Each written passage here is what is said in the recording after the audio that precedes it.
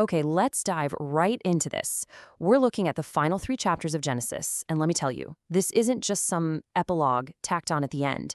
It's a powerful, carefully crafted conclusion that's basically the launch pad for everything that comes next in the story. So you've got this massive 50-chapter epic that spans generations, from the creation of the entire universe to the story of one family. How on earth do you end a story like that? It's a huge question, and the answer Genesis gives is pretty incredible. It ends not by looking backward, but by looking forward. It all wraps up with a series of blessings that are really prophecies, laying out the entire destiny of a nation before it even exists. To really get what's going on here, we have to zone in on one key theme that's been woven through the entire book of Genesis, from the very beginning. And that theme is blessing. It's the golden thread that ties the whole thing together. So what do we even mean by blessing? Well, it's not just, have a nice day. It is so much more specific. As Dr. Mathews lays out, it's a 3-part promise from God. First, a real personal relationship with Him. Second, the promise of descendants, and not just a few kids, but enough to become a great and numerous people. And third, land, a specific place to call their own. Relationship, descendants, and land.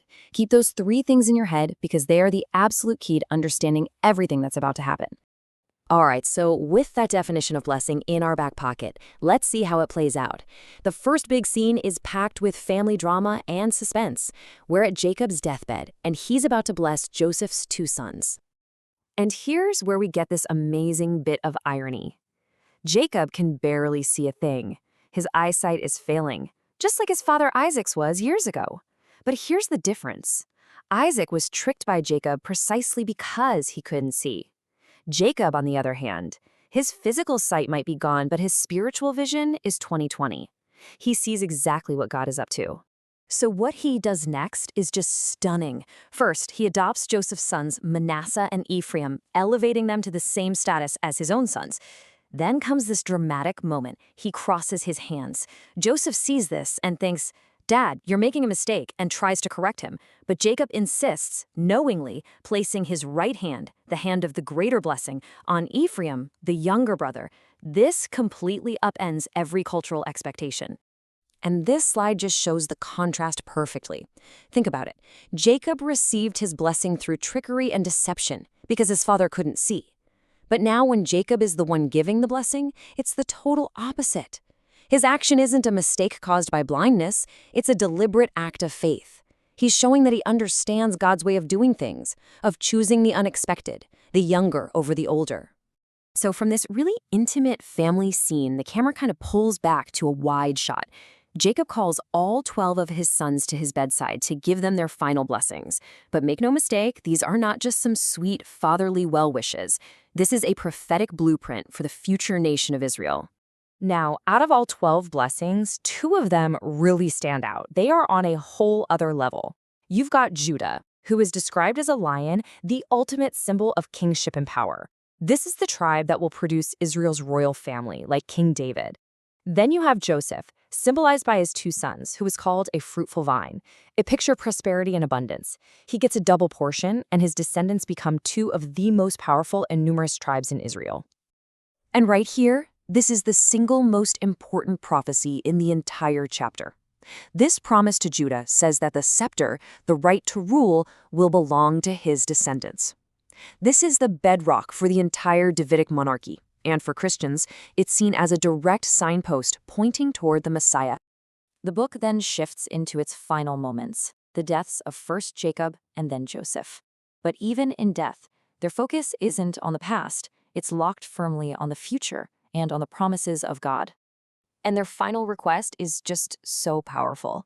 Think about where they are. They're in Egypt, the most powerful empire on the planet, surrounded by wealth and family. But they make their sons swear a solemn oath to carry their bones all the way back to a small plot of land in Canaan. This is an incredible act of faith. It's them declaring our home isn't here. Our true home is where God promised we would be. And then, right at the very end, Joseph delivers one of the most powerful lines in the entire Bible. His brothers are still terrified that, now that their father is gone, Joseph will finally get his revenge. But he reassures them with this incredible statement of faith. It sums up his entire life story, and really the main theme of Genesis. Human evil cannot stop God's purpose. God can take the worst things we do and turn them into something good. So, let's pull all of this together. Why did Genesis have to end this way? What makes these final chapters so absolutely crucial for the rest of the biblical story? Well, this ending works like a perfect bridge. On one hand, it ties everything up. It gives us a conclusive end to the personal stories of the patriarchs. But on the other hand, it sets everything up.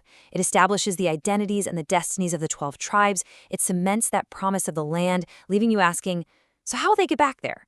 Which leads right into the book of Exodus. And, so importantly, it shows that all 12 tribes, with all their flaws, are part of one single, unified, blessed family. And this is the cliffhanger Genesis leaves us with. The patriarchs are gone. Their family is now a minority group living in a foreign land. The promises of a great nation and a homeland seem further away than ever. How in the world is God going to fulfill his promise now? Well, for that answer, you have to turn the page to the book of Exodus.